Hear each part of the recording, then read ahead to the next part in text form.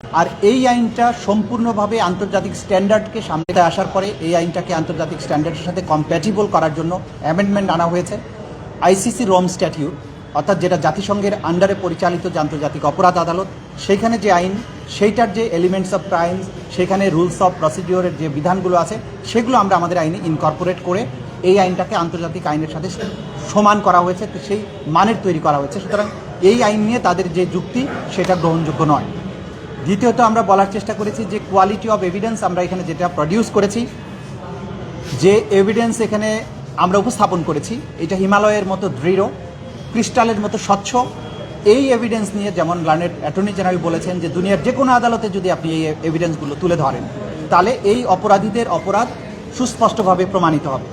আমরা live witness এনেছি, digital evidence এনেছি, এবং যারা এই এভিডেন্সগুলো জেনারেট করেন, যেখানে তিনি কথাগুলো বলেছেন, সেই সমস্ত সংশ্লিষ্ট ব্যক্তিদেরকে আদালতে উপস্থাপন করেছি। যাকে অর্ডার দেওয়া হয়েছে তিনি এসে আদালতে সাক্ষী দিয়েছেন। সুতরাং এই এভিডেন্সগুলোকে অকাট্যভাবে যেহেতু প্রমাণ হয়েছে, এগুলো কাট করার মতো কোনো শক্তি ডিফেন্সে ছিল না, এটা আমরা বলেছি। সে কারণে এই অপরাধ সন্দেহের ঊর্ধ্বে প্রমাণিত হয়েছে, সেটা আমরা বলেছি। ফাইনালি আমরা যেটা বলেছি যে এইখানে যারা আসামি, ফাইনাল রায় দেওয়ার সময়ে তাদের আচরণটাকে মিটিগেটিং ফ্যাক্টর হিসাবে বিবেচনা করা হয়, যে অপরাধ করার পরেও তার পরবর্তী আচরণটা ভালো ছিল, তাকে শাস্তি কম দেওয়া যেতে পারে।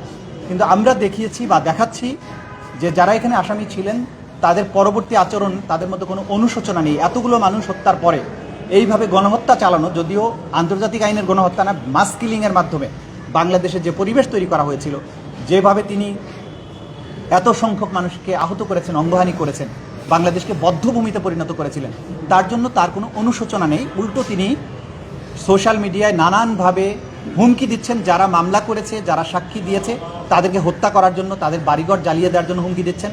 সর্বশেষে কদিন আগে তিনি চেষ্টা করছেন বাংলাদেশে একটা গৃহযুদ্ধ লাগানোর জন্য। তিনি সেনাবাহিনীকে উস্কানি দিয়েছেন যে তোমাদের কিছু কিছু অফিসারের বিচার হচ্ছে, তোমরা এর বিরুদ্ধে রুখে দাঁড়াও। কিন্তু দেশপ্রেমিক সেনাবাহিনী সেই তার উস্কানিতে পা দেননি। বাংলাদেশের দেশপ্রেমিক মানুষ এই উস্কানি বুঝতে পেরেছেন, তারা উস্কানিতে পা দেননি। শুধুমাত্র যাদের বিরুদ্ধে অপরাধের সুস্পষ্ট প্রমাণ আছে, বিচারের প্রক্রিয়া তাদেরকে আনা হয়েছে, এবং সেনাবাহিনী সেটা তাদের আইনের শাসনের প্রতি, ল অফ দি ল্যান্ডের প্রতি তাদের সুদৃঢ় অঙ্গীকারের কথা বলেছেন, এবং সেটা প্রমাণ করে তারা দেখিয়েছেন। সুতরাং এইসব উস্কানি তাদের বিফলে গেছে। কিন্তু আমরা যেটা বলার চেষ্টা করছি, এইসব কর্মকাণ্ডের মাধ্যমে আসামিরা প্রমাণ করেছেন যে তাদের সামান্যতম অনুশোচনা নেই। তো অনুশোচনাহীন এরকম হত্যাকারীদের ব্যাপারে আদালতের দৃষ্টিভঙ্গি স্বচ্ছ থাকা উচিত, যে এরা কোনো রকমের অনুকম্পা পাবার যোগ্য নয়। এটা আমাদের সর্বশেষ সাবমিশন ছিল। এবং আমি বলেছি এই অপরাধের বিচার হচ্ছে এজন্য যে নেভার অ্যাগেইন বাংলাদেশে কখনো আর এরকম দিন যেন ফিরে না আসে, এইভাবে শিশুদেরকে রাজপথে জীবন দিতে না হয়, এইভাবে ভয় এবং আতঙ্কের দিন বাংলাদেশে কখনো ফিরে না আসে।